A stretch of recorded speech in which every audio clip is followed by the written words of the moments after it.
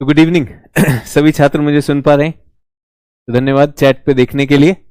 आप सबका एक बार फिर से स्वागत है। बहुत समय से आप और मैं एक साथ एक क्लास में नहीं हो पा रहे थे। शायद हमने सैटरडेज को सिर्फ आंसर राइटिंग की क्लास की थी। तो आशा है आपकी ज्योग्राफी की जर्नी, भूगोल की जर्नी अच्छी चल रही होगी। परीक्षा आपने देखी होगी, प्रीलिम्स भी आपने देखा और उससे पहले रिजल्ट भी आया। बहुत से छात्र उसमें अच्छे रिजल्ट्स, अपने सपनों को साकार कर पाए हैं और आशा है आप भी उसी यात्रा में अपने कदमों के साथ आगे बढ़ते चले जा रहे हैं। तो सभी लोग गुड इवनिंग। तो विश्व भूगोल के बाद अब हम भौतिक भूगोल पर आए हैं। आज भूगोल का फिर से एक परिचय होगा, इस क्लास का एक परिचय होगा। इससे मेरी क्या अपेक्षाएं और आपकी क्या अपेक्षाएं, उस पर हम बात करेंगे। ठीक है। बीच में गैप आ जाने की वजह से आशा है आपका जोश कम नहीं हुआ होगा। तो ज्योग्राफी को लेकर जोश अभी भी हाई बना हुआ है कि नहीं? क्विकली सभी छात्र जो मुझे सुन पा रहे हैं, बिल्कुल मैंने भी आप लोगों को बहुत मिस किया और वापस फिर से भौतिक भूगोल की शुरुआत करने वाले हैं। हाई चल रहा है? चलिए ठीक है, जोश हाई है। और होश कैसा चल रहा है? क्लास में क्रैक तो नहीं आया है? प्रीलिम्स आया, बीच में रिजल्ट आए, बीच में बहुत सारी चीजें हुई होंगी आपके जीवन में, परीक्षा, यूनिवर्सिटी के एग्जाम हुए होंगे बहुत से छात्रों के। तो क्लास अभी भी क्रैक तो नहीं हुआ है? मजबूती से काम कर रहे हैं कि नहीं कर रहे हैं?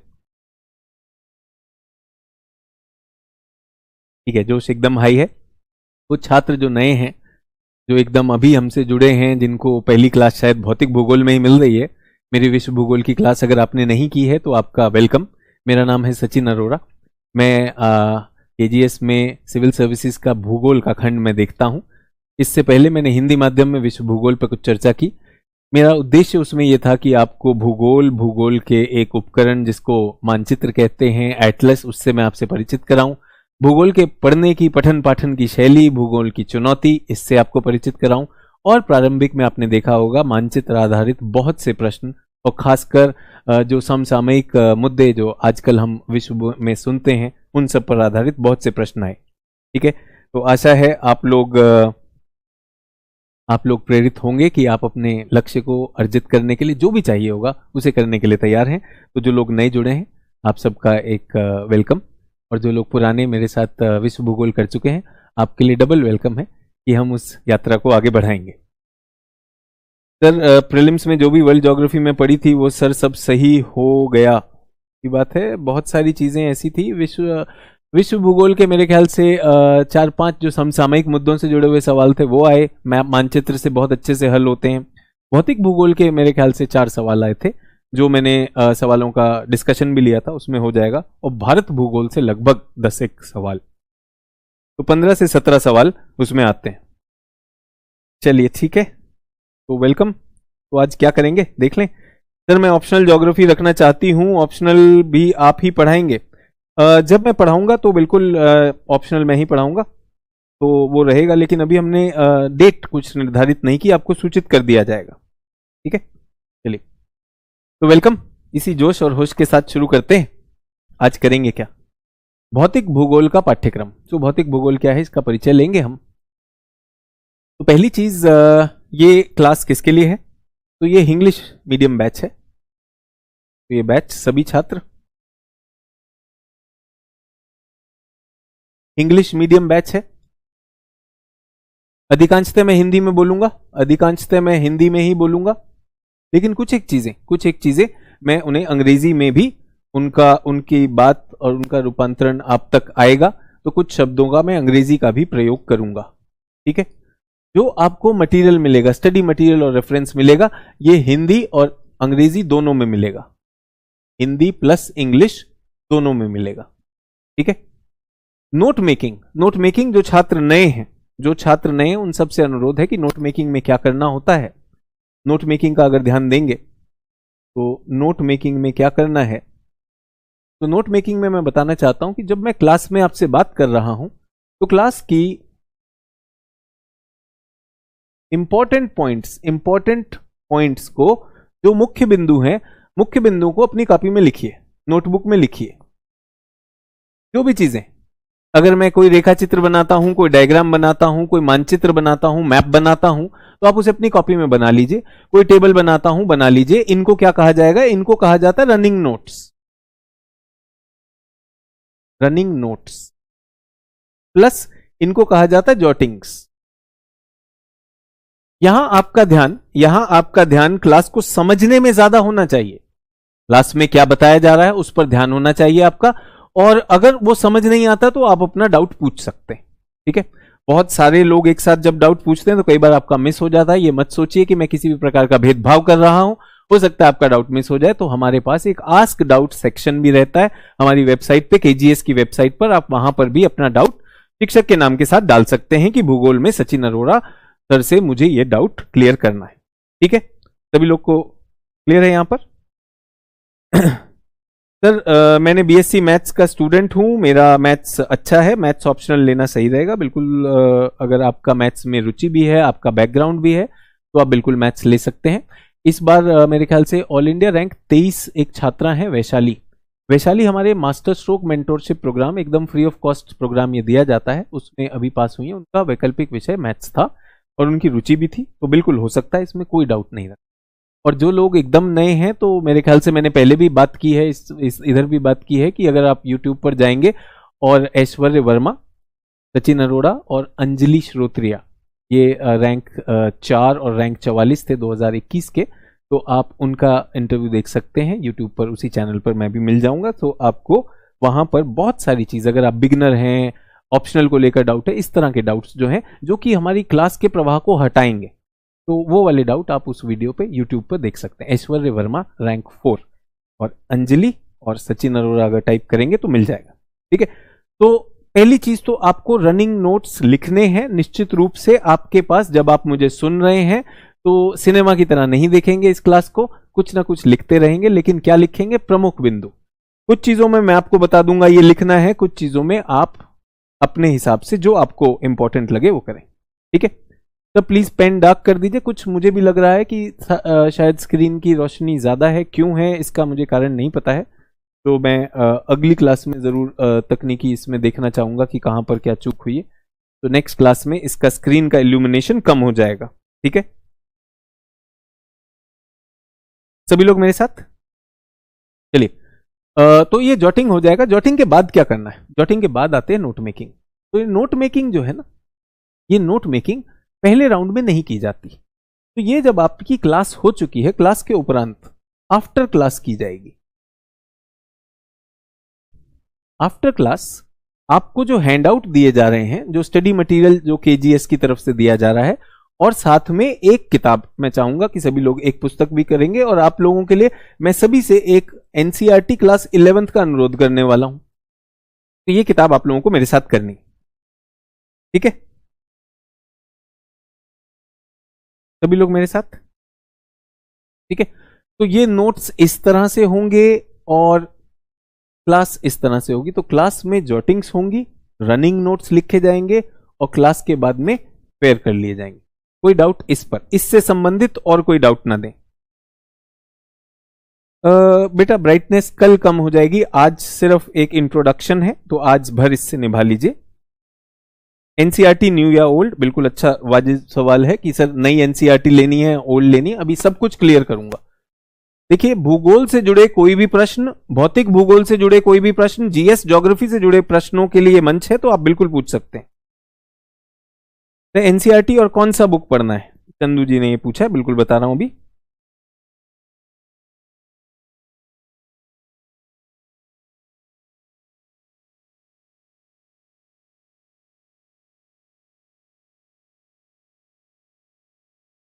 शुभम कह रहे हैं सर मैं न्यू हूं, मैंने वर्ल्ड ज्योग्राफी भी पूरा नहीं किया, क्या मुझे प्रॉब्लम होगी? बिल्कुल, ये सबके लिए फ्रेश है, तो आप अगर एकदम फ्रेशर हैं आप बिल्कुल ज्वाइन कर सकते हैं। बस होगा क्या कि आपको मानचित्र बनाना और एक विश्व की समझ अभी नहीं होगी, आप साथ साथ में वो कर सकते हैं। तो आज पहला दिन आपका और मेरा दिन, आप मुझे पहचाने, मैं आपको पहचानूं। आपने अगर मेरा विश्व भूगोल किया होगा, वो भी ऐसा ही कुछ था। सर क्या मैं माजिद हुसैन बुक पढ़ सकता हूं? देखिए, पढ़ने को तो आप कुछ भी पढ़ सकते हैं, पढ़ने को तो आप कुछ भी पढ़ सकते हैं, आपके पास समय है तो आप बिल्कुल पढ़ सकते हैं, मैं उसमें रोकूंगा नहीं। लेकिन इन क्लासेस के साथ उसकी कोई आवश्यकता रहेगी नहीं। ठीक है,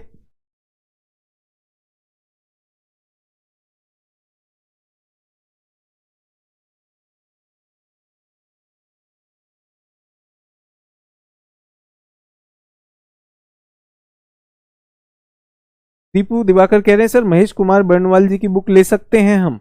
भाई आपकी जेब है, आपका पैसा है, आपके आसपास दुकान है, जाके खरीद लीजिए। ले तो आप बिल्कुल सकते हैं, कोई जरूरत हो तो देखिएगा, वरना मेरा काम है इसको पूरा करवाना। और मेरे ख्याल से अगर भौतिक भूगोल की कोई मानक किताब है तो बढ़िया किताब है वो एनसीईआरटी क्लास 11 भाग 1 है।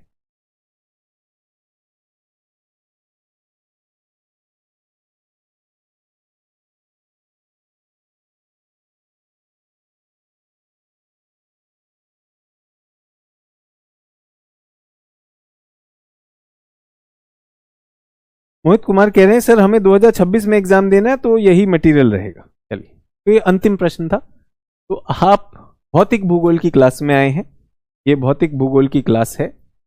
जो भी आपको पढ़ाया जा रहा है, जो भी आपको पढ़ाया जा रहा है, भौतिक भूगोल की जब बात होती है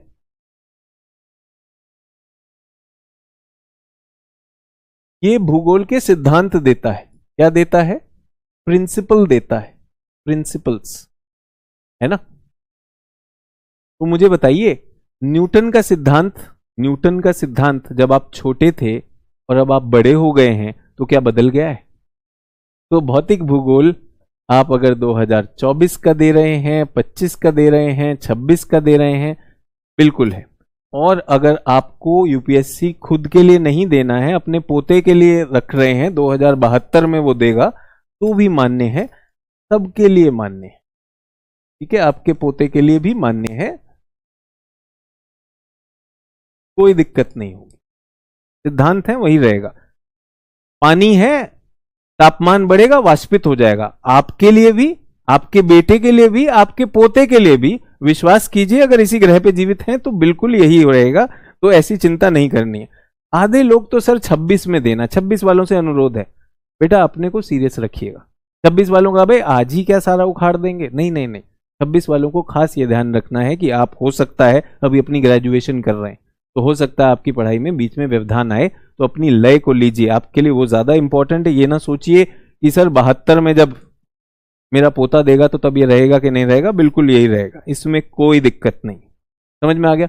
तो 24, 25, 26 वाले तो आपके लिए तो लिख ही दिया। आधे लोग खुश हो गए होंगे कि भाई मेरा साल तो आ गया, बाकी मैंने 72 तक का मामला कर दिया, तो कोई टेंशन ना लें। ठीक है, अब रही बात किताब की, किताब पे आ जाते हैं।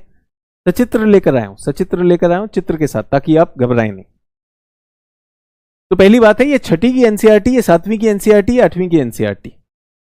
6ठी, 7वीं, 8वीं। सर मैं हिंदी मीडियम का हूं। सर 6ठी, 7वीं, 8वीं हिंदी एनसीईआरटी। सर ये बहुत महंगी मिलेंगी, फ्री उपलब्ध है वेबसाइट पर। तो सारे बहाने जितने भी हैं लेकर आए वो सब हटा दिए हैं। ये किसको पढ़नी है? ये किसको पढ़नी है? सभी लोग, ये किसको पढ़नी है? अगर आपने अभी अभी स्कूल पास आउट किया है, अगर आप अभी 12वीं में हैं और 12वीं पास आउट किया है और यूपीएससी की तैयारी शुरू की है, तो आप निश्चित रूप से यहां से प्रारंभ करें। Please start with this. ये मैंने पहले भी बताया है, अगर आप यहां पर हैं, बिल्कुल यहां पर हैं, तो इसको पढ़ेंगे। क्या इसके नोट्स बनाने? बिल्कुल नहीं बनाने हैं। सर ओल्ड लेनी है, न्यू लेनी है? एनसीईआरटी ने न्यू ही डाल रखी है, बिल्कुल न्यू लेनी है, कोई भी ओल्ड नहीं लेनी, किसी भी छात्र को ओल्ड नहीं लेनी। ठीक है सर, हमने 11वीं की एनसीईआरटी पूरी पढ़ी है, उसमें बहुत सारे डाउट हैं, आशा करता हूं कि आप क्लास में डाउट ले लेंगे। बिल्कुल है, 11वीं की एनसीईआरटी कठिन एनसीईआरटी, ये सरल एनसीईआरटी इसलिए कहा बिगिनर्स के लिए।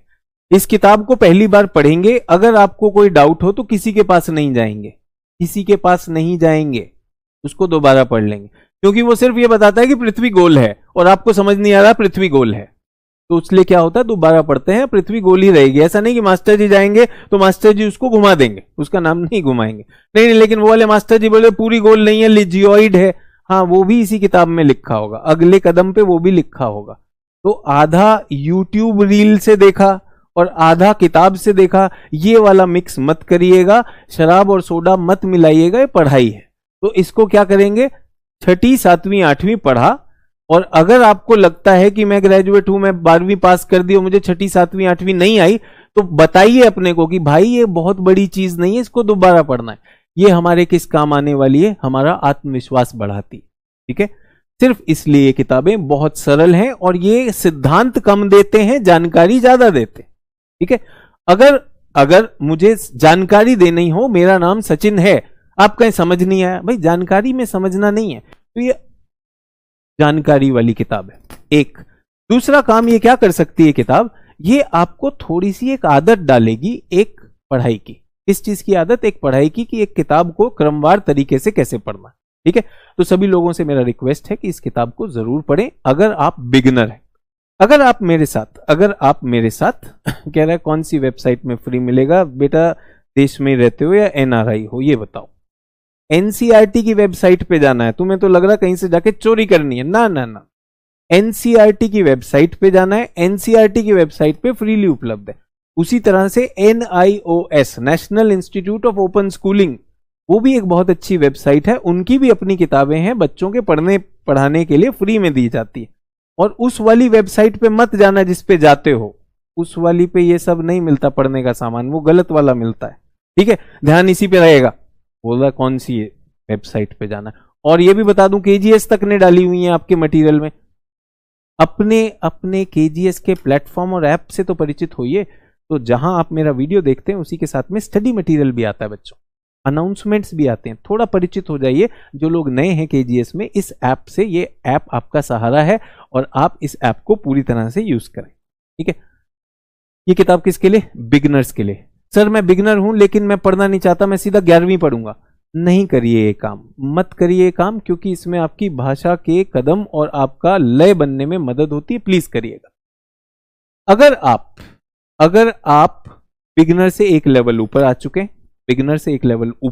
हैं, ठीक है, आप इस परीक्षा में शायद कोई स्टेट पीसीएस या एसएससी का एग्जाम दे चुके हैं, थोड़ा बहुत भूगोल की क्लासेस लगा चुके हैं, तो मेरा आपसे अनुरोध है तब आप 9th और 10th करना शुरू। ठीक है, 9th और 10th दोनों की दोनों भारत का भूगोल है।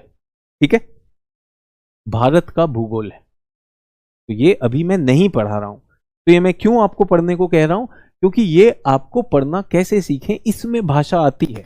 तो यहां पे बहुत से छात्र ऐसे हैं, सर मैं इंग्लिश में हूं, ना हिंदी का हूं ना अंग्रेजी का हूं। तो जिस भी माध्यम में आप जाना चाहते हैं, अच्छी बात क्या है कि एनसीईआरटी दोनों माध्यमों में उपलब्ध है। तो आप इंग्लिश के हैं, आपको एग्जाम इंग्लिश में लिखना है, तो ये किताब आपको भाषा, भूगोल की भाषा देगी। सरल है। कोई डाउट हो तो उसको मार्क करके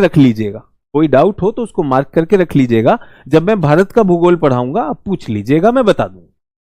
इस किताब के भी नोट्स नहीं बनाने, पिछली वाली तो केवल पढ़नी थी।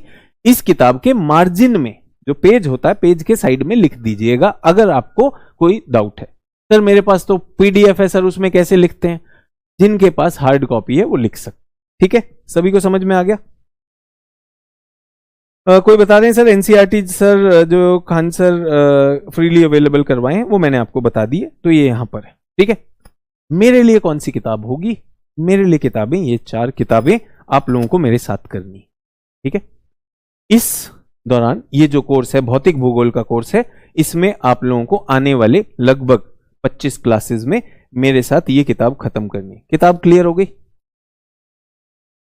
कौन सी किताब है? Fundamentals of physical geography class 11th part 1 कहते हैं हम इसे। Fundamentals of physical geography part 1। इसके नोट्स भी बनाने होंगे, इसमें से नोट्स बनाएंगे। इसमें से अगर कहीं पर परिभाषा दी हुई है, कोई डायग्राम दिया हुआ है, ये अपने फेयर नोट्स में बनाएंगे। सभी लोग मेरे साथ क्लियर हैं? ये किताब मेरे साथ करनी है। सभी लोग मेरे साथ? ये वाली किताब, विश्व भूगोल में मैंने कोई किताब नहीं दी थी। इस किताब, यहां मैं पहले ही बता रहा हूं, जो भी छात्र ये पहली क्लास मिस करते हैं वो अक्सर खोए खोए रहते हैं, यार सर ने कोई बुक बताई नहीं बताई। फिर ये बाकी कब करेंगे? ये बाकी जब हम भारत का भूगोल करेंगे, ये 3 किताबें तब करेंगे। ठीक है, भारत के भूगोल की तैयारी अगर आप कर रहे हैं, उस क्लास के प्रारंभ होने से पहले आप 9वीं या 10वीं का भारत का भूगोल पढ़ सकते हैं, सरल। इसके नोट्स नहीं बनाने। नोट्स किसके बनाने हैं? इसके बनाने। सभी लोग मेरे साथ क्लियर? बुक क्लियर हो गई? सभी लोग मेरे साथ? कोई कह रहा है सर 8 बजे हिस्ट्री टाइम चेंज कराइए। इस क्लास में आधे लोग तो इसी का दुख में रहते हैं कि सर क्लास कब होगी, सर डेटा नहीं है, ये नहीं। इतना दुख है जीवन में तो काहे इधर फंस गए भाई। तो ना पढ़ाएं तो कोई कहता है क्लास नहीं पूरी लग रही, तो इतना रोना बंद करिए। और जो भी लोग सीरियस हैं, मैं सभी लोगों से एक आग्रह करना चाहता हूं क्लास में, देखिए बहुत से लोग, आंसर ने एक क्रांति लाने की कोशिश की कि एक बहुत कम फीस पर सर्वश्रेष्ठ शिक्षण बच्चों को दिया जाए। अब उसमें कितने लोग सीरियस हैं, कितने लोग सीरियस नहीं हैं, इसका हमें पता नहीं। अगर आप सीरियस हैं तो क्लास में 2 ही लोग हैं, आप और मैं। अगर मैं प्रश्न पूछता हूं तो आप अपना उत्तर वहीं पर टाइप कर दीजिए। आप ये कह सकते हैं कि मैं सीरियस हूं सर, मैं टाइप भी नहीं करता हूं, मैं तो चैट करता ही नहीं, नॉन सीरियस करते हैं। सुनिए, ये नॉन सीरियस इस चैट को हाईजैक कर लेंगे। ये आज के मौसम का हाल पूछेंगे, कौन सी फिल्म हिट हो रही है, कौन सी नहीं हो रही, ये पूछेंगे। अचानक पूछेंगे कि सर मैं 3 साल पहले ये कर रहा था, फिर मेरी गर्लफ्रेंड भाग गई, अब मैं क्या करूं। ऐसे सवाल जरूर आएंगे। क्या आप इन लोगों को क्लास हाईजैक करने देंगे? बिल्कुल मत करने दीजिए।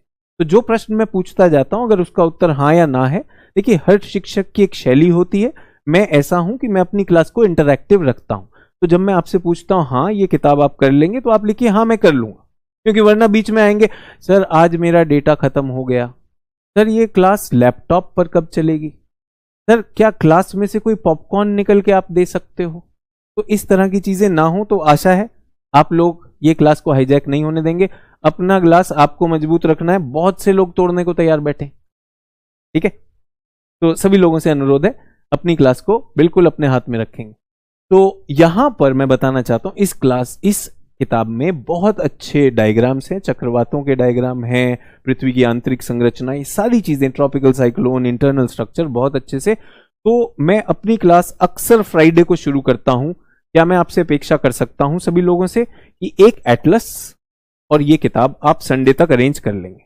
जो भी एटलस हो आपके पास खान सर वाली एटलस है, आपके पास ऑक्सफोर्ड वाली एटलस है, ओरिएंट वाली एटलस है, एक एटलस होनी चाहिए और एक ये किताब होनी चाहिए। मंडे तक हो जाएगा, बल्कि अभी हो जाना चाहिए, ठीक है। क्लास के टाइमिंग को लेकर जो बहुत ज्यादा चिंता में है कि इसके बाद इतिहास हो जाएगा और ये और वो, तो मैं अक्सर कोशिश करूंगा कि ये क्लास 2 घंटे ना जाए। हम कोशिश करेंगे क्लास को 70 से 90 मिनट में खत्म करेंगे, ठीक है। तो क्लास 1.25 घंटे से 1.5 घंटे में खत्म हो जाएगी। हो सकता है आपको बीच में कुछ कार्य हो, वो आप कर सकते हैं, सभी लोग मेरे साथ। तो ये 2 चीजें मैं आपसे अपेक्षा रख रहा हूं। और मैंने कहा 2 ही लोग हैं क्लास में, अगर कोई तीसरा आता है तो आप उसे तीसरे को आने दे रहे हैं, प्लीज मत आने दीजिएगा। ये हमारी क्लास को हाईजैक करेंगे। हमारी कोशिश ये है कि जो भी दूर दराज के क्षेत्र हैं वहां भी पहुंचे, जो भी किसी भी संसाधन नहीं है किसी के पास, बट वो सीरियस है अपने सपने को लेकर, कहीं आगे बढ़ना चाहता है, तो हम उनके साथ खड़े हैं। बीच में कुछ लोग केवल जिज्ञासा हेतु यहां पर आ गए, तो उनके वजह से क्लास नहीं फंसनी चाहिए, ठीक है। भूगोल पर आ जाए। यहां तक बुक्स क्लियर हो गई? मुझे क्या चाहिए मैंने बता दिया आपको। 2 आवर्स नहीं करेंगे, ये मैंने बता दिया। क्लास को थोड़ा हम छोटा रखने वाले, 70 से 90 मिनट। तो मैंने क्लास एनसीईआरटी पढ़ ली है पर समझ कम आई है। बिल्कुल सही कह रहे हैं। जितने भी लोगों को 11वीं की एनसीईआरटी ये क्लास ये समझ नहीं आई है, मेरा काम है समझाना, मेरा काम है। आसान नहीं है ये क्लास, ये किताब आसान नहीं है, बट ये एक बार समझ जाएंगे तो ये सारा आसान हो जाएगा, ये मेरी गारंटी है आप लोगों के लिए, ठीक है। आते हैं भूगोल की 3 शाखाएं हैं। भूगोल की 3 शाखाएं हैं जो कि आप देख पा रहे हैं। तो हमेशा जब भी एक नया विषय शुरू होता है, मैंने देखा है वो पता नहीं क्यों परिभाषा से शुरू होता है, तो हम भी परिभाषा कर लेते हैं। परिभाषा करें भूगोल की, परिभाषा करते हैं भूगोल की। तो भूगोल क्या है?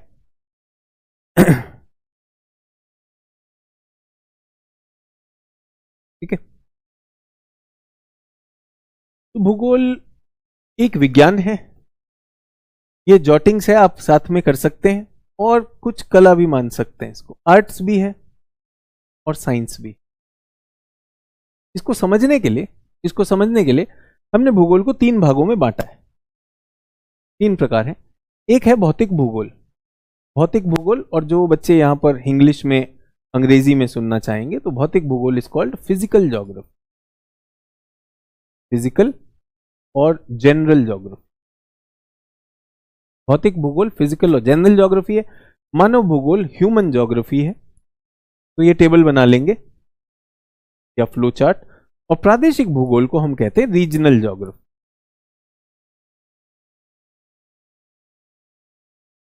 ठीक है।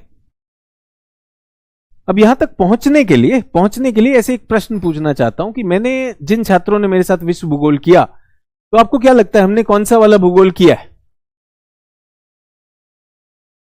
एक्स वाई जेड कौन सा किया? जस्ट थोड़ा सा जानने के लिए कि आपको क्या समझ में, एक्स वाई या जेड किया है?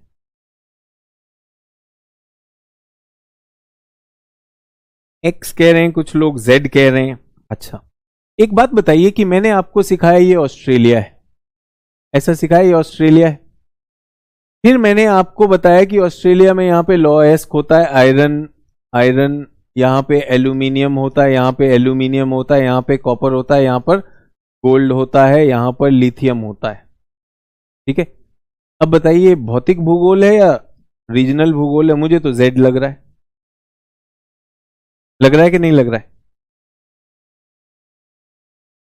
तो मैंने शायद ये पढ़ा है। लेकिन मैंने आपको ये भी बताया कि अफ्रीका में जो लोग हैं, यहां पे ट्राइबल लोग हैं। ठीक है। और उपनिवेश काल में उपनिवेशी ताकतों ने अफ्रीका को सीधी लाइनों में बांट डाला, जिससे बहुत सारी समस्याएं हैं। ये तो मानव भूगोल था कि नहीं था? और फिर मैंने आपको बताया कि दक्षिण अमेरिका में यहां से एक प्लेट आती है, नाजका प्लेट, और यहां से आता है साउथ अमेरिका की प्लेट। इनके टकराने से ओल्ड माउंटेन्स, वलित पर्वतों का निर्माण होता है। ये तो भौतिक भूगोल है। तो मैंने आपको क्या पढ़ाया था? मैंने आपको भूगोल पढ़ाया था। ये भूगोल की जो शाखाएं बनाई गई हैं, ये इसलिए बनाई गई हैं कि भूगोल का पठन, भूगोल का अध्ययन, भूगोल की अंडरस्टैंडिंग को इजी किया जा सके, कैटेगराइज किया जा सके। तो आज जो हम भूगोल की बात कर रहे हैं, आज हम समग्रता में भूगोल की बात कर रहे हैं। लेकिन भौतिक भूगोल वो होता है जो प्रकृति ने बनाया,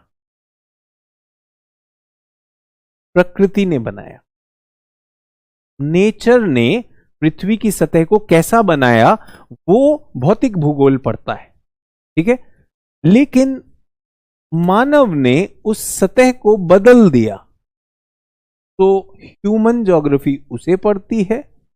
और कहां पर यह कार्य हुआ, ये वहां की बात क्षेत्रीय भूगोल बताता है।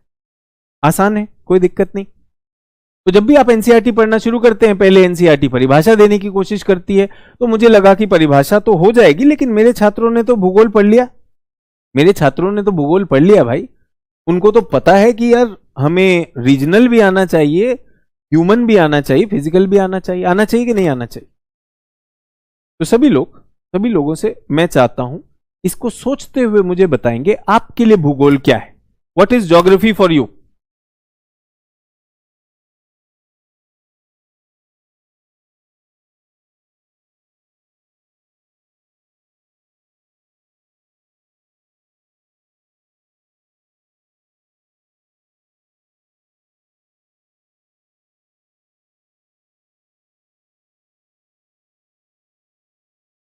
सर संसाधन है, साइंस एंड टेक है। चलिए देखते हैं हमारे लिए क्या है, आगे बढ़े।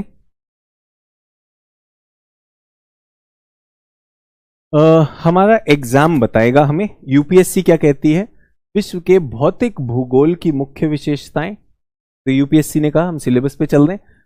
प्राकृतिक संसाधन, तो संसाधन भी आ गए, साथ में उद्योग भी आ गया, भौतिकीय घटनाएं भी आ गई। यूपीएससी हमसे क्या चाह रही है? भौतिक भूगोल चाह रही है। कहां का? विश्व का भूगोल चाह रही है, विश्व का क्षेत्रीय भूगोल भी आना चाहिए, आना चाहिए कि नहीं आना चाहिए? तो हम अगर सिलेबस से चलेंगे, सभी लोग अगर हम सिलेबस से चलेंगे तो हमें दिख जाएगा कि हमें क्या क्या पढ़ना है। सभी लोग क्लियर है? ठीक है। जो लोग अंग्रेजी माध्यम में परीक्षा देने वाले हैं, आशा करता हूं कि आप सिलेबस इसमें भी देख सकते हैं। Salient features of physical geography, natural resource, industries. ठीक है। सुनामी, वोल्केनो, ये किसने किया? प्रकृति ने किया। लेकिन संसाधनों में उद्योग किसने लगाए? मानव ने लगाए। तो तीनों का समावेश है, एक्स वाई जेड। तो इसको कहीं पर भी अलग नहीं समझना है। ठीक है। अब कुछ लोग कह रहे हैं कि भौतिक भूगोल पृथ्वी की सतह की, पृथ्वी की स्टडी है, स्टडी ऑफ अर्थ। ठीक है। तो भूगोल को कुछ लोग कह रहे हैं स्टडी ऑफ अर्थ, कुछ ये भी कहते हैं स्टडी ऑफ अर्थ सरफेस। आशा है आप ये लिख रहे हैं।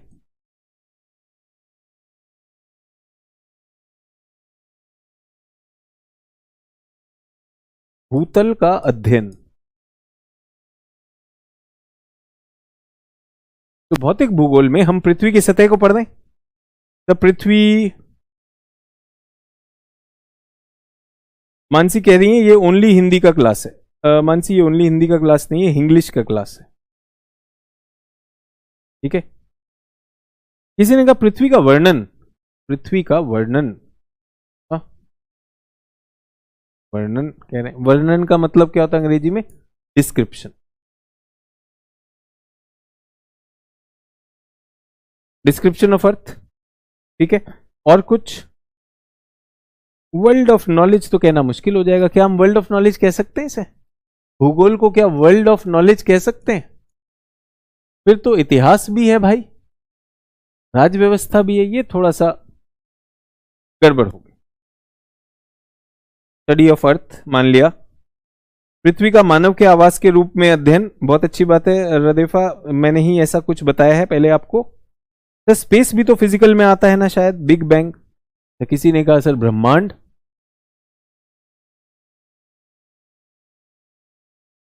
ब्रह्मांड का अध्ययन है, स्पेस यूनिवर्स का अध्ययन है। क्या है ज्योग्राफी? समय और विविधता के साथ परिवर्तन है। की बात है। चलिए और ढूंढते हैं, कुछ लोगों की परिभाषा और ढूंढते। तो मैं एक परिभाषा पढ़ूं, मैं एक परिभाषा पढ़ता हूं। और ये थोड़ा सा एक चलन हो चुका है कि परिभाषा पढ़ना और बच्चे को परिभाषा समझाना, मेरा इस पे बहुत विश्वास नहीं, फिर भी मैं पढ़ रहा हूं। भूतल, पृथ्वी की सतह, ये विभिन्न प्रदेशों में भूदृश्यों की विभिन्नताओं, भौतिक पर्यावरण के साथ मानवीय परिवर्तनों से उभरी दृश्य भूमि का, धरती और मानव के जटिल संबंधों का संयुक्त शक्ति से रूप में चिंतन करना और विश्लेषण करना भूगोल है। कैसा लगा सुनकर?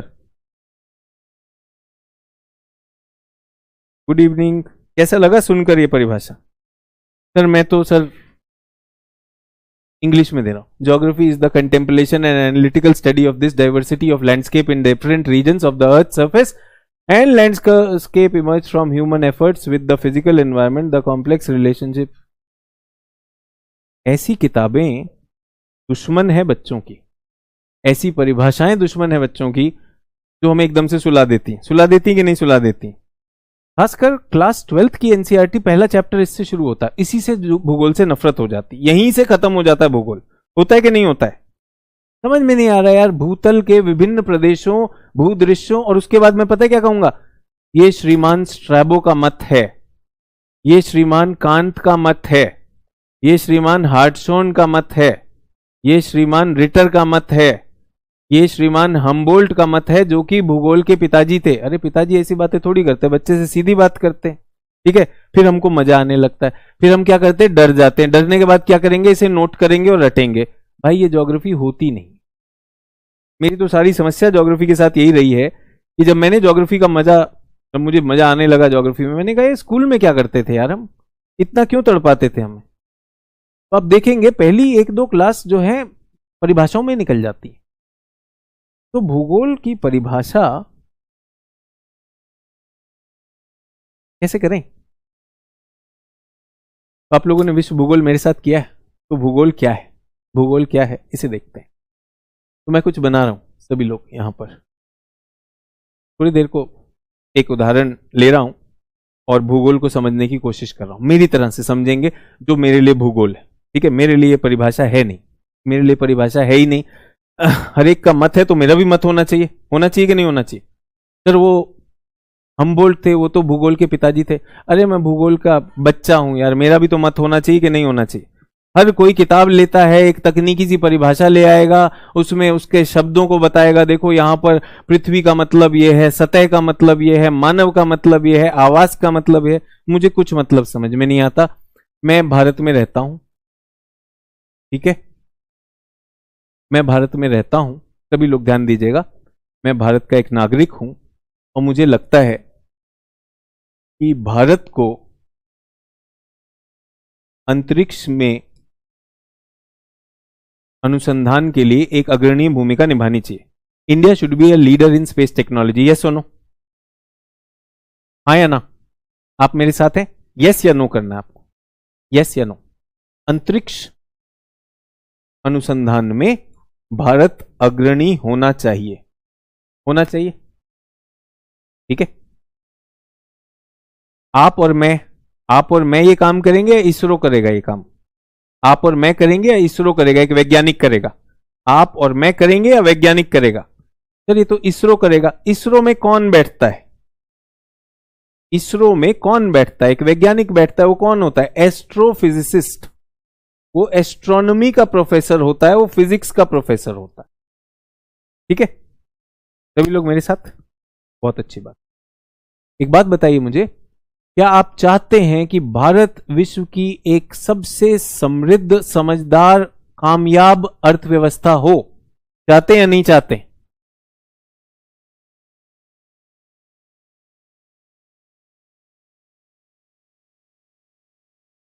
हाँ या ना? उसके लिए कौन चाहिए? आप और मैं? क्या आप और मैं बजट बना सकते हैं? नहीं। उसके लिए कौन चाहिए? अर्थशास्त्री चाहिए, जो भी चाहिए अर्थशास्त्री लगा देंगे हम, ठीक है। एक बात बताइए, भारत में बहुत सारे डिजास्टर्स होते हैं नहीं होते? बहुत सारी दुर्घटनाएं होती हैं। अभी हमने देखा, एक रेल दुर्घटना देखी, बहुत दर्दनाक बात है। तो क्या भारत में आपदाग्रस्त होना चाहिए, आपदा प्रबंधन होना चाहिए? आपदाग्रस्त देश चाहते हैं, आपदा प्रबंधित देश चाहते हैं?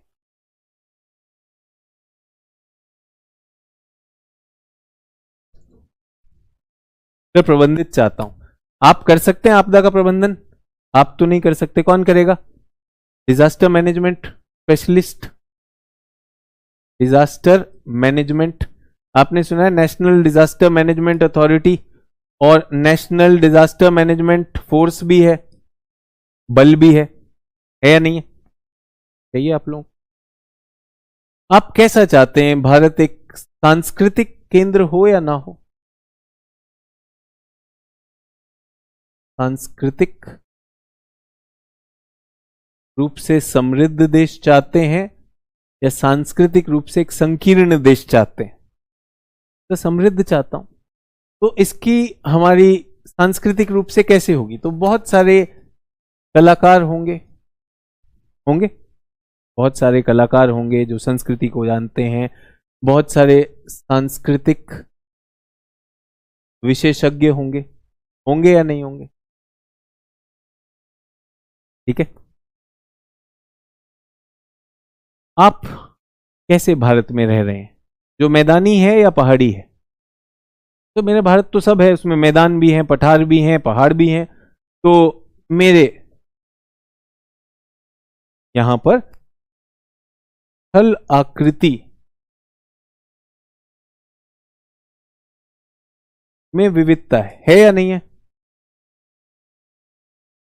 अब भारत की स्थल आकृति में मान लीजिए एक पहाड़ है, पहाड़ पे अपरदन हो रहा है, पहाड़ टूट रहा है, पहाड़ पे लोग जो हैं आपदाओं से ग्रस्त हैं, उसको आप और मैं बचा सकते हैं? हमें वहां पर भी कोई एक विशेषज्ञ चाहिए। कौन विशेषज्ञ होगा? या मैं कह सकता हूं भूगर्भ शास्त्री, होगा?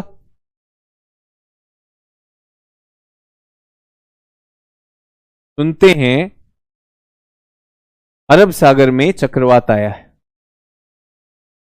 चक्रवात,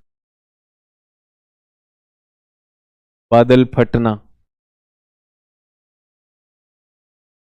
इत्यादि की सूचना, इस सब की सूचना और इस सब का पहले ही हमारे पास कोई तंत्र हो जो इस सब को फोरकास्ट कर सके। कर सकते हैं फोरकास्ट, इंडिया मेट्रोलॉजिकल डिपार्टमेंट होना चाहिए कि नहीं होना चाहिए? तो जलवायु की विविधता है देश में, इस सब को भी रोकना है कि नहीं रोकना है? तो इसके लिए कौन होगा? जलवायु विशेषज्ञ। मुझे लगता है कि भारत एक कृषि प्रधान देश है, तो भारत की कृषि पर खास, अगर हमें भारत के किसानों की आय बढ़ानी है, भारत की एक बहुत बड़ी आबादी की आय बढ़ानी है, तो कृषि पर खास बल देना होगा कि नहीं होगा? तो भारत में आप बढ़िया कृषि चाहते हैं? आप कृषि कैसी चाहते हैं? मैं चाहता हूं कि हमारी कृषि सस्टेनेबल हो। सस्टेनेबल क्या होती है? पोषणीय कृषि, जो आज की पीढ़ी के लिए भी हो, आगे भी हो, सब कुछ हो। और कृषि हमारी कहीं ना कहीं पर अत्याधुनिक भी होनी चाहिए और उसमें पारंपरिकता भी होनी चाहिए, है ना? ये सब होनी चाहिए। कृषि के लिए कौन चाहिए? कृषि मृदा, सो मृदा विशेषज्ञ चाहिए कि नहीं? है ना? बहुत सारी चीजें। आप बताइए, मैं ऐसे कितनी चीजें निकाल सकता हूं? आपको भारत में सब चाहिए कि नहीं चाहिए? ठीक है, एक कला विभाग है, एक मृदा विभाग है, एक अर्थशास्त्र है, एक डिजास्टर है, एक स्पेस है, एक चिकित्सा विभाग है। ठीक है, एक भूगर्भ शास्त्र है, एक जलवायु विभाग है। ये सारे विभाग काम कर रहे हैं कि नहीं कर रहे हैं? ठीक है, इन सब के लिए कोई कह रहा है सर आप कहना क्या चाहते हैं? बिल्कुल सर, आप कहना क्या चाहते हैं अब ये बताइए। तो मैं भूगोल की परिभाषा देना चाहता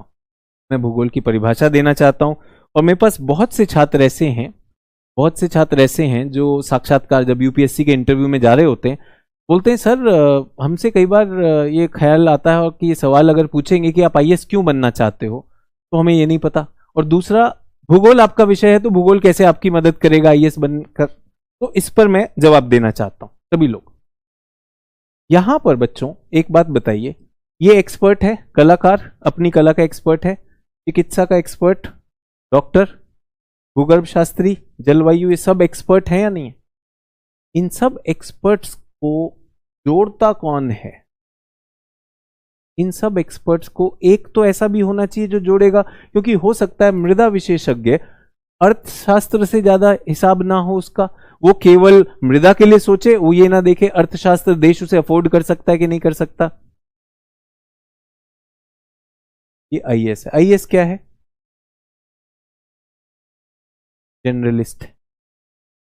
वो सबसे समन्वय बिठाता है। नहीं, आप ज्योग्राफी सोच रहे थे, मैं ज्योग्राफी नहीं बता रहा था, मैं तो आपका करियर बता रहा था। कल को जब आप एक आईएएस बनते हैं तो आपको मौका मिलेगा भारत के अंतरिक्ष विभाग में सेक्रेटरी बनने का, आपको मौका मिलेगा इंडिया मेट्रोलॉजिकल डिपार्टमेंट में भारत के जलवायु और कई आपदा प्रबंधन को मैनेज करने का। आपका ये करियर है, ये काम है आईएएस का। और विषयों में आईएएस कौन है? वो है भूगोल। ये भौतिक चीजें भी पढ़ता है और ये मानवीय चीजें भी पढ़ता है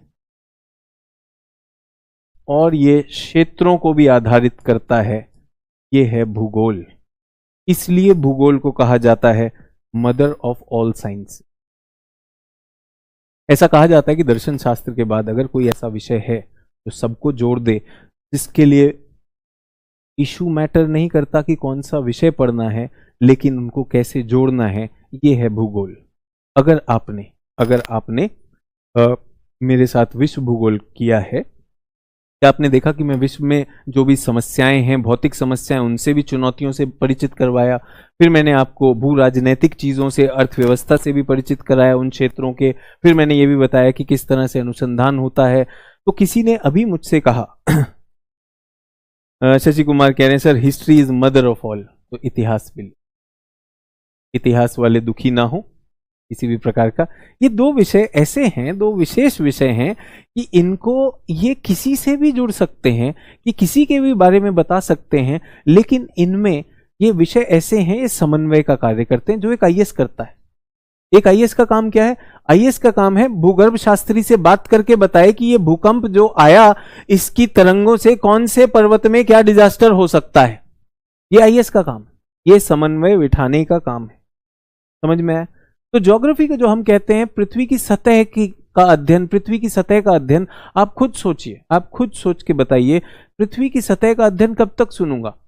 पृथ्वी की सतह तो मैं ही बना रहा हूं। एक तो मुझे भौतिक सतह मिली है और एक मानवीय सतह मिली है। तो ये जो हम कार्य करने वाले हैं, अभी जो हमारे पास आया है, भूतल के विभिन्न प्रदेशों, जहां भी जो भी क्षेत्र है, वहां के भूदृश्यों की विभिन्नताएं वो अलग अलग क्यों हैं, पर्वत अलग क्यों हैं, मैदान अलग क्यों हैं, उनकी भौतिक पर्यावरण कैसी है, और वहां मानव प्रयत्न क्या है, आर्थिक में क्या कर रहा है, राजनीतिक में क्या कर रहा है, मृदा में क्या कर रहा है, विज्ञान में क्या कर रहा है, उनसे उभरे हुए भूदृश्य जो मानव और प्राकृतिक दोनों के मेल से बनते हैं, उसका चिंतन और विश्लेषण भूगोल कहलाता है।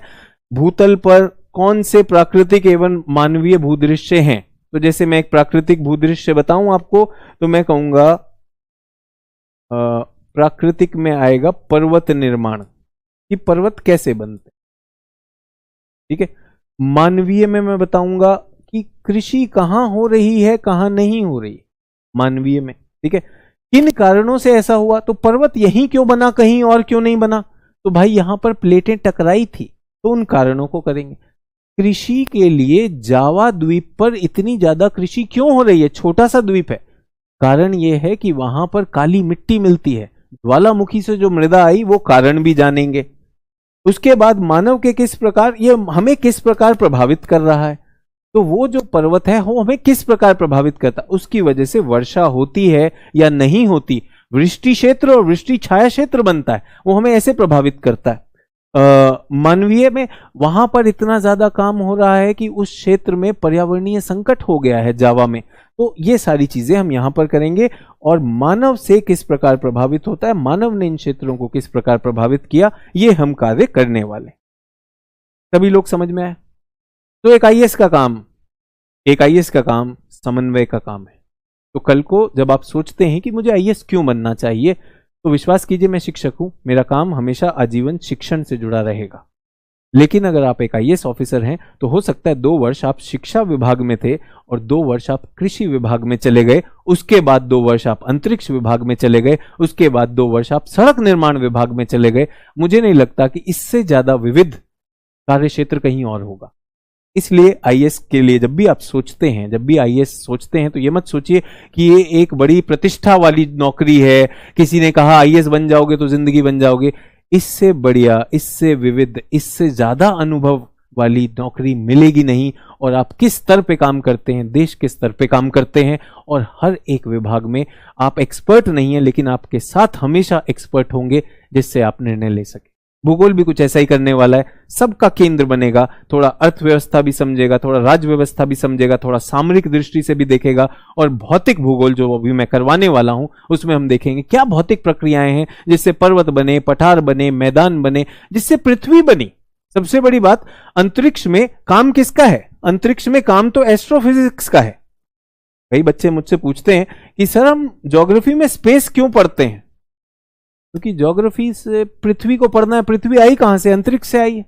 अंतरिक्ष से आई है कि नहीं आई? तो कैसे आई है पृथ्वी? जल्दी से बताइए, पृथ्वी की उत्पत्ति कैसे हुई? कुछ बच्चों को अगर पता हो तो बताएंगे। पृथ्वी कैसे बनी? पृथ्वी कैसे बनी? जल्दी से बताएंगे, पृथ्वी कैसे बनी?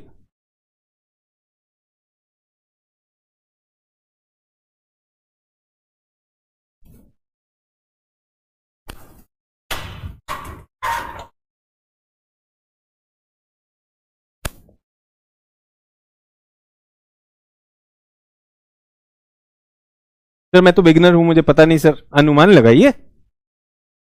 तो पृथ्वी बिग बैंग से बनी, आग के गोले से बनी, ज्वालामुखी से बनी। आग का गोला था, फिर वो ठंडा हो गया सर, बिग बैंग से बन गई, ये बात है। तो ये मैं आपको बताऊंगा मंडे को। मंडे को जो हमारी क्लास होगी वो अंतरिक्ष से शुरू होगी।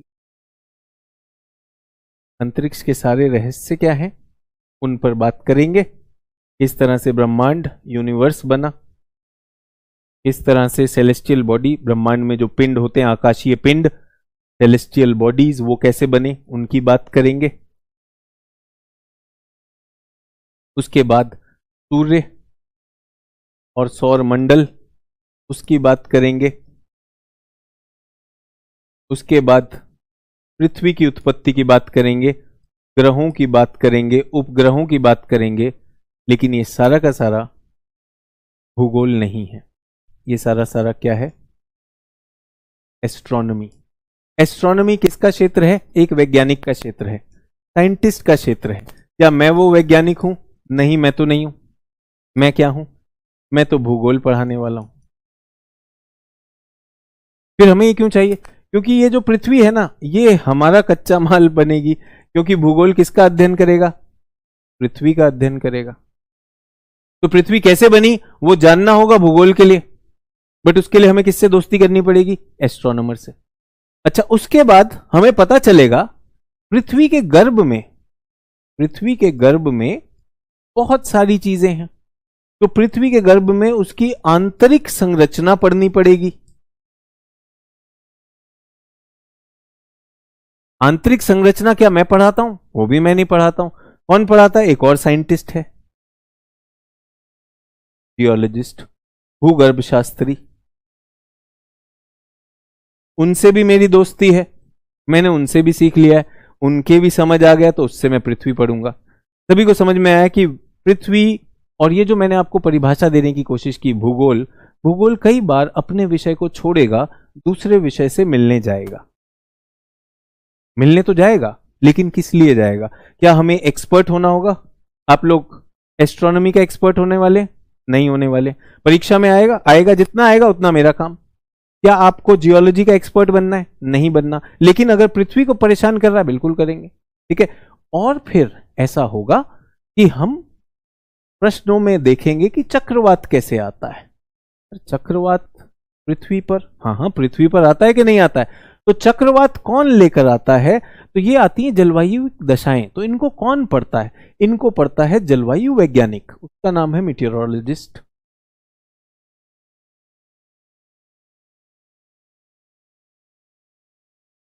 ये भी मेरे दोस्त हैं, इनसे भी मैंने कुछ सीख लिया है, मैं ये भी बता दूंगा। समझ में आ गया भूगोल का काम क्या है? ठीक है, समझ में आ गया सभी को? अभी किसी ने कहा सर मैं जो है सर से वो पढ़ ली हूं। क्या पढ़ ली हूं? एस्ट्रोनॉमी पढ़ ली हूं। तो मेरा आप सबसे एक सिंपल सवाल है, एक सिंपल सवाल है, बहुत ही सिंपल सवाल है। ये सभी ग्रह ये ग्रह स्फेरिकल क्यों होते हैं? ये जो ग्रह है इनका आकार है, ये स्फेरिकल क्यों है? ये ट्रायंगल क्यों नहीं, त्रिभुज क्यों नहीं है, चौकोर क्यों नहीं है, ये स्फेरिकल क्यों? पहला प्रश्न ये। किसी ने कहा कि ये जो है हमने पढ़ लिया। दूसरा, ये सूर्य है, ये सूर्य है, सूर्य में लगभग 99% जो सौर मंडल का पदार्थ है, सामग्री इसी में, और इसके चारों तरफ ग्रह अपनी कक्षाओं में घूम रहे हैं, जैसे पृथ्वी। तो पृथ्वी सूर्य को क्यों नहीं छोड़ती? पृथ्वी बाहर क्यों नहीं जाती? सर क्योंकि सूर्य जो है, सूर्य में 99% से ज्यादा तो माल है, तो यहां पर क्या है सर? ग्रेविटी है, गुरुत्वाकर्षण। ओहो, गुरुत्वाकर्षण बल इसको खींचता है, मैंने मान लिया गुरुत्वाकर्षण इसको खींचता है। तो मुझे बात बताइए कि पृथ्वी और सारे ग्रह सूर्य में क्यों नहीं जा रहे? जाने चाहिए, जाने चाहिए कि नहीं जाने चाहिए? जाने चाहिए। ये मेरा दूसरा सवाल। पहला, सारे ग्रह स्फेरिकल क्यों हैं, दूसरा ये गुरुत्व क्यों है। ये होमवर्क भी है आपके लिए, आप वीकेंड पे कर सकते हैं।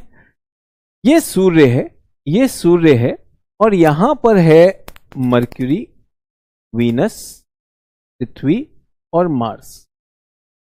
ठीक है, मर्क्यूरी, बुध, वीनस, शुक्र, पृथ्वी और मंगल ग्रह। और इसके इधर है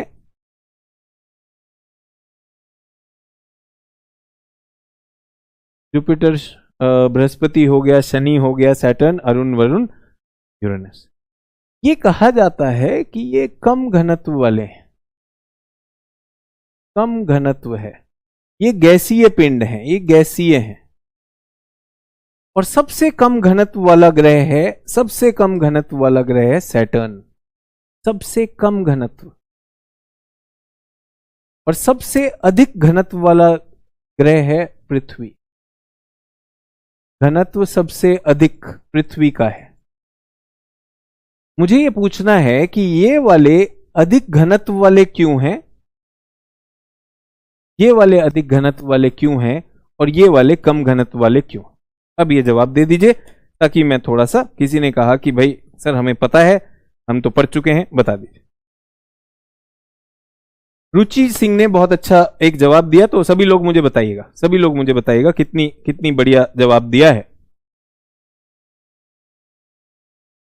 तो बच्चों, एक चुंबक है, एक चुंबक है, चुंबक एक,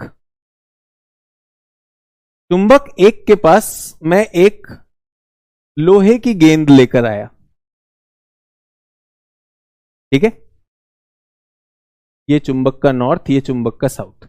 तो क्या होगा, लोहे की गेंद चिपक जाएगी, चिपक जाएगी कि नहीं। अब मैं इसी चुंबक के साथ एक और चुंबक ले आया, इधर चुंबक का नॉर्थ, इधर चुंबक का साउथ, इधर चुंबक का साउथ, इधर चुंबक का, ये भी चिपक जाएंगी, चिपक जाएंगी कि नहीं चिपक जाएंगी। बताइए किसमें ज्यादा तेजी से चिपकेंगी, किसमें ज्यादा तेजी से चिपकेंगी। दोनों चिपकेंगे ना, ए में ज्यादा तेजी से चिपकेंगे या बी में, जल्दी से बताइए। मैं तो यार ज्योग्राफी को ज्योग्राफी बनने से पहले तो आनंद तो लें। सर बी में ज्यादा तेजी होगी, क्यों, क्योंकि यहां ये भी अपना बल रखता है खिंचाव, और ये भी बल रखता है, डबल बल से जाके चिपक जाएंगे, चिपक जाएंगे कि नहीं चिपक जाएंगे। यहां पर भी चिपकेगा, लेकिन ये तो चुंबकत्व नहीं है, तो मुझे लगता है ज्यादा तेजी से चिपकेंगे। तो अभी किसी ने उत्तर दिया कि सर सूर्य है, सूर्य का अपना वो है गुरुत्वाकर्षण, पृथ्वी का भी तो गुरुत्वाकर्षण है सर, पृथ्वी का भी। तो भाई पृथ्वी का भी गुरुत्वाकर्षण है, सूर्य का भी गुरुत्वाकर्षण है, तो पृथ्वी और तेजी से अंदर जानी चाहिए। ये क्या लॉजिक हुआ, कोई ये लॉजिक हुआ कि क्योंकि पृथ्वी के पास भी गुरुत्वाकर्षण है इसलिए वो सूर्य के अंदर नहीं जा रही। भैया और जल्दी से जाएगी, कैसा जवाब दे रहे हो, ये कहां से पढ़ लिया भाई, ये कैसा जवाब हुआ कि पृथ्वी, ये ग्रह सूर्य के अंदर इसलिए नहीं जा रहे क्योंकि इनके पास अपना गुरुत्वाकर्षण है, अपना गुरुत्वाकर्षण है, दोनों खींच रहे भाई, दोनों जाएगा। कौन सा साइंस की जान ले रहे हो भाई, कहां से लेकर आए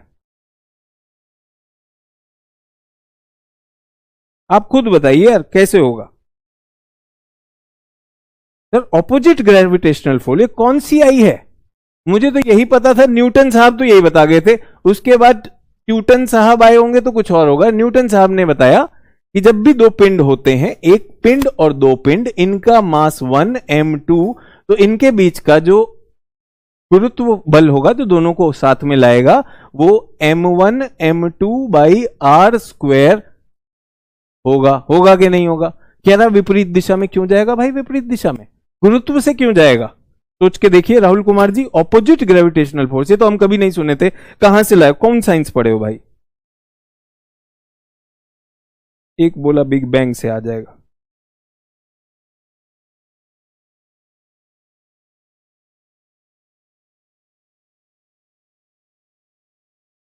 निशा कुमारी कह रही सेम ग्रेविटेशन है। बेटा सेम ग्रेविटेशन है तो तुम बताओ ना निशा कुमारी, एक लड़के को लड़की पसंद है, उस लड़की को लड़का भी पसंद है, अब दोनों एक दूसरे के समीप आएंगे या दूर जाएंगे। आप बोलो इसके पास भी गुरुत्व है, इसके पास भी गुरुत्व है, दोनों के पास गुरुत्व है, तो दोनों मेरे ख्याल तो साथ आने चाहिए, बाकी आप ज्यादा जानते हो। हाँ अब कुछ बच्चों ने सोचना शुरू किया, एक आया डेंसिटी लेकर आया, ये बैलेंस ऑफ ग्रेविटी क्या होता है सचिन कोहली जी, ये बता दीजिए मुझे, मुझे समझ में नहीं आया ये क्या होता है। मेरे पास ये कलम है, ये नीचे पृथ्वी है, मैं इसको छोड़ के देखता हूं, नीचे पृथ्वी खींच रही है ना, ये गया नीचे गया, और भी कुछ है मेरे पास गिराने के लिए, चलो ये डब्बा में गिरा सकते, ये भी गया। बैलेंस कैसे होता है बताएंगे जरा मुझे? ये बढ़िया बता रहे हैं सर, बैलेंस हो गया। बैलेंस तो हो रहा है बच्चों, बहुत सरल उत्तर है। और क्योंकि आप रटी रटाई चीजों पर, पढ़ी पढ़ाई चीजों के अलावा कुछ नहीं जानते, इसलिए यूपीएससी में हम प्रीलिम्स गलत करके आएंगे। अगर ये अंदर की तरफ खींच रहा है, सूर्य भी और पृथ्वी भी दोनों खींचेंगे भाई, कोई बल ऐसा है जो बाहर की तरफ ले जा रहा है और वो इसको रोक रहा है। वो बल बहुत से लोग मिल चुके हैं, बहुत अच्छी बात है कपिल बेटा, सेंट्रीफ्यूगल बल, अपकेंद्रीय बल। कोई भी चीज वो देखो स्टेबल रहेगा, अबे स्टेबल क्या रहेगा, इस तरह से घूमती भी। आपने वो देखा है सर्कस में दिखाते हैं सिद्धांत, तो सर्कस में लग जाता है। कभी देखा मौत का कुआं, उसमें मोटरसाइकिल दीवार पे चलती है, नीचे नहीं गिरती है, क्यों नहीं गिरती है? बहुत सिंपल 9वीं क्लास का विज्ञान, अपकेंद्रीय बल, सेंट्रीफ्यूगल फोर्स आपको बाहर फेंकता है, गुरुत्व आपको अंदर खींचता है, दोनों में जहां संतुलन हो जाता है वहां पर ये घूमते हैं। बट रटा रटाया कहीं पे प्रश्न तो पूछते ही नहीं, प्रश्न तो पूछने का दौर ही नहीं रह गया भाई, दस्तूर ही नहीं रह गया, है कि नहीं सर? दोनों में बल है और एक का ऑपोजिट ग्रेविटी है, एक का ये ग्रेविटी है। इसीलिए बोला ये जो आईएएस होता है ना, ये आईएएस एक ही काम करता है, ये प्रश्न करता है, ये अपनी सोच रखता है, ऐसे ही नहीं मान लेता कोई भी बात। इसका काम है समन्वय बिठाना। समझ में आया सबको? सेंट्रीफ्यूगल, बिल्कुल नरेश ने कहा जिस प्रकार से हम पत्थर पे एक रस्सी बांधकर, अगर मैं इस पर एक रस्सी बांध दूं और वो पत्थर नीचे होगा, अगर मैंने घुमाना शुरू किया तो पत्थर ऐसे घूमेगा, नीचे नहीं गिरेगा। अब केंद्रीय बल, ये तो सभी को पता है भाई, लेकिन लॉजिक नहीं लगाया, बिल्कुल लॉजिक नहीं लगाया इसलिए, ठीक है। तो बहुत से लोगों ने अपकेंद्रीय कहा था, बिल्कुल सही कहा था बच्चों, ऐसा मत सोचो। लेकिन मैंने आपसे कहा ना क्लास में कौन है, आप और मैं हूं, लेकिन बीच में कोई आ जाता है, वो कहता है सर संतुलन हो गया, इसका ग्रेविटी उसका ग्रेविटी। अबे दोनों का ग्रेविटी होगा, दोनों मिल जाएंगे कि नहीं मिल जाएंगे? ठीक है। कोई बोला हम कब से बोल रहे थे, बेटा आप बोल रहे थे, मैं मना नहीं कर रहा हूं, लेकिन बीच बीच में बहुत सारी चीजें भी तो, जानकारी भी तो आ रही थी। चलिए दूसरा प्रश्न कोई बताएगा मुझे, ऐसा क्यों है बच्चों कि ये सारे एक साथ हैं और ये ग्रह सारे स्फेरिकल क्यों हैं, ये बता दो यार। मैंने सब पढ़ लिया सर, मैंने तो ये यूट्यूब रील देख ली थी सर, उसी में सब आ गया था। ग्रह गोल क्यों है, अंजलि कह रही ग्रह गोल क्यों? बहुत, मैं तो यार बहुत ही सिंपल भूगोल और विज्ञान जानता हूं, उसी से आंसर हो जाते हैं मेरे। सर तब चुंबक नॉर्थ में पोल के दूसरे से दूर क्यों भागती है? क्योंकि दोनों के पास एक ही बल है। अभी सिंह जी सिंपल साइंस आती नहीं, चुंबक में जा रहे हो, इसे कहते ना जितनी चादर उतने पैर, हवा मत दो, तुम तो विज्ञान थोड़ा बहुत हवा में ही दे रहे हो। हाँ जी, ये बहुत अच्छा, किसी ने कहा घूर्णन के कारण, प्रभात कुमार का उत्तर एकदम सही है, सेंट्रीपिटल फोर्स नहीं है। पानी की बूंद, पानी की बूंद हम पर गिरती है, सभी बच्चे पानी की बूंद हम पर गिरती है, कौन सी शेप होती है पानी की बूंद? पानी की बूंद जब आपके ऊपर गिरती है कैसी आती है? देखिए कभी पानी की बूंद XYZ कौन सी होती है, जल्दी से बताइए। बहुत अच्छी बात है हेमंत कौशिक, बिल्कुल सही उत्तर बताया, पृष्ठ तनाव।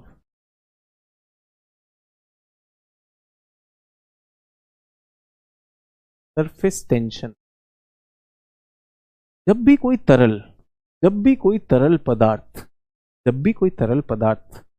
अगर फ्रीली सस्पेंड होगा, वो आकृति ले लेगा जिसमें उसका सरफेस टेंशन न्यूनतम हो, पृष्ठ तनाव न्यूनतम हो।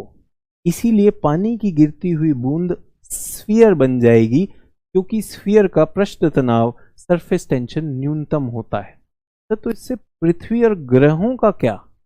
आपको आज ग्रह ठोस दिखाई देते हैं, पृथ्वी ठोस दिखाई देती है, लेकिन उत्पत्ति के समय पृथ्वी तरल थी। जब भी कोई तरल होता है तो तरल क्या आकृति ले लेता है? वो ले लेता है स्फेरिकल, उसके बाद पृथ्वी ठोस हो गई। हो गई।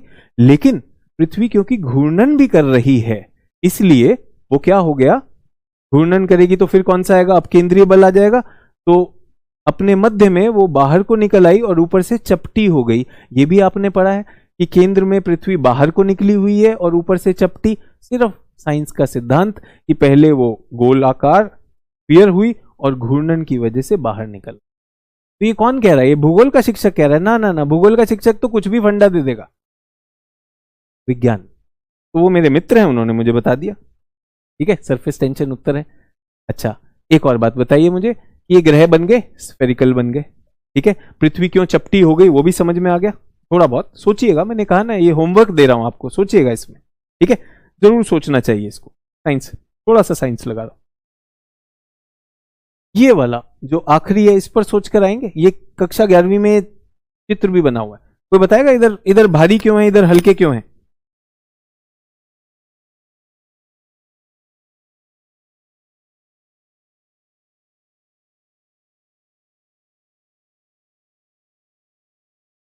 सर एक स्टोन से बने हैं, एक गैस से बने। तृप्ति कुमारी वही तो प्रश्न है कि ये चट्टानों से बने, ये रॉकी प्लैनेट कहलाते हैं, ये रॉकी प्लैनेट कहते हैं, और ये गैसीय प्लैनेट। तो ये रॉक से क्यों बने, ये क्यों नहीं गैस से बने, और ये क्यों रॉक से नहीं बने? है किसी के पास कोई? सनस्टॉर्म की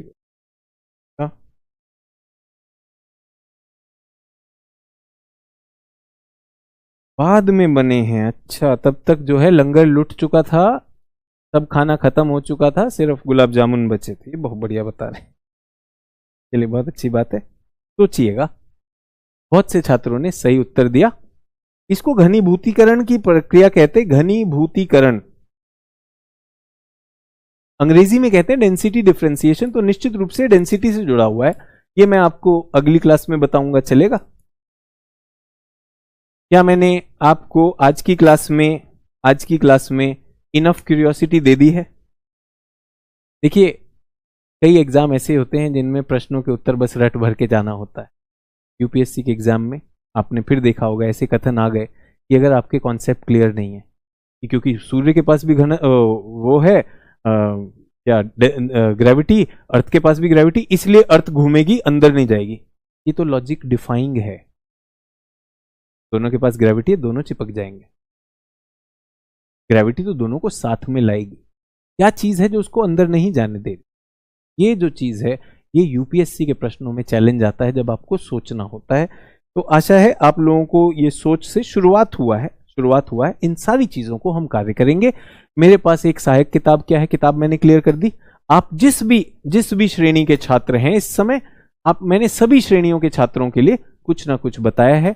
आप अगर मेरी क्लास के लिए अभी तैयार हैं, क्योंकि आपने थोड़ा बेसिक ज्योग्राफी कर ली है और आप भौतिक भूगोल को लिए तैयार हैं, तो बिल्कुल आप यहां से शुरू। लेकिन अगर आप बिल्कुल बिगिनर हैं और पहली क्लास में आए हैं आज, तो मेरे ख्याल से आपको ये करते रहना चाहिए धीरे धीरे, और मेरे साथ आ जाइएगा और ये अपने खाली समय में करिएगा। सभी लोग क्लियर हैं? डेंसिटी डिफरेंशिएशन क्या है ये सब बताऊंगा। अंसारी कह रहे हैं सूर्य से दूरी होने के कारण हल्के हैं। तो बेटा दूरी होना तो कोई कारण नहीं होता है ना, दूरी होना तो कोई कारण नहीं है। आप मुझे पता नहीं अंसारी एसके जो हैं, आप किस राज्य में, भारत के किस राज्य में हैं? आप मुझसे ज्यादा दूर हैं तो आपका घनत्व कम हो जाएगा, और जो मेरे पास है उनका घनत्व ज्यादा हो जाएगा। कोई आधार तो होगा ना बेटा। ऐसी बहकी बातें किसी उड़िया उड़िया के सेवन के बाद की जाती हैं, विज्ञान और भूगोल की क्लास के बाद ऐसी बात नहीं की जाती। ठीक है।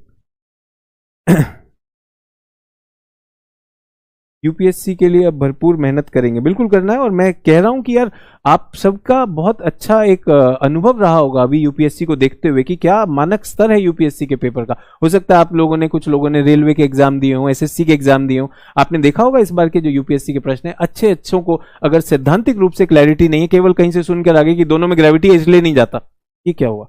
दोनों में ग्रेविटी इसलिए जाएगा ना यार, नहीं तो ये तू झूठी में मक्कार हो जाएगा, ऐसा मत करो। ठीक है, चलिए बहुत ज्यादा नहीं, मैंने आपसे कहा था 70 से 90 मिनट में समय हो गया, और आज की क्लास केवल आप सबसे मिलना था और आप सबका एक बार फिर से जोश और होश दोनों चीजें मांगनी थी। तो अपनी एटलस रखिएगा, अपनी किताब रखिएगा, ये किताब होनी चाहिए अगली क्लास में। और मेरा आप सबसे अनुरोध है कि इसका स्पेस का चैप्टर पढ़ लीजिएगा। आपके मटेरियल में थोड़ा केजीएस की वेबसाइट से भी परिचित हो जाइए, और जो हमारा ऐप है, ऐप में आपका नोट सेक्शन है, नोट सेक्शन में भी इससे संबंधित आपको चीजें दे दी जाएंगी। और क्लास में कितने लोग हैं? अपुर में बीच बीच में मैं इसलिए देखता हूं क्योंकि मेरे प्रश्न ऐसे होते हैं, मेरी शैली जो है, मैंने कहा हर टीचर की अलग शैली होती है, मेरी शैली ये है कि जो मैं पढ़ा रहा हूं आप तक पहुंच रही है नहीं पहुंच रही है। मुझे, आपने देखा होगा कि भूगोल की परिभाषा में भूगोल कुछ अलग ही दिखता है। मुझे भूगोल एक अनुभव दिखता है जो कई विषयों तक मुझे लेकर जाता है, उन सब की समझ मैं एक साथ लेकर आता हूं। ऐसी कोशिश मैंने विश्व के भूगोल में भी की, ऐसी कोशिश एक आईएएस अपने करियर में भी करता है, और आपको भी करना होगा। ठीक है, तो बहुत बहुत धन्यवाद, गुड नाइट। मिलेंगे अब मंडे को, 2 दिन का समय इसलिए है। अगर आपका कुछ विश्व भूगोल का रह गया तो उसे कंप्लीट कर लीजिए, अगर आपके कुछ डाउट्स हैं तो उन्हें अपने पास रख लीजिएगा। Will meet you on Monday. भाषा हिंदी इंग्लिश मिक्स रहेगा। अगर आपको कोई चुनौती है कि आप हिंदी नहीं समझते हैं, तो मेरी हिंदी इतनी है कि आपको समझ आनी चाहिए। बहुत ज़्यादा क्लिष्ट हिंदी नहीं करता हूं, पर थोड़ी बहुत आनी चाहिए क्योंकि आप उस भाषा में पढ़ेंगे। और अगर आप इंग्लिश मीडियम में परीक्षा लिखने वाले हैं तो प्लीज़ इंग्लिश की एनसीईआरटी पढ़िए, और हिंदी में देने वाले हैं तो हिंदी की एनसीईआरटी पढ़िए, उसमें चेंज नहीं करेंगे। ठीक है, धन्यवाद, गुड नाइट, जय हिंद।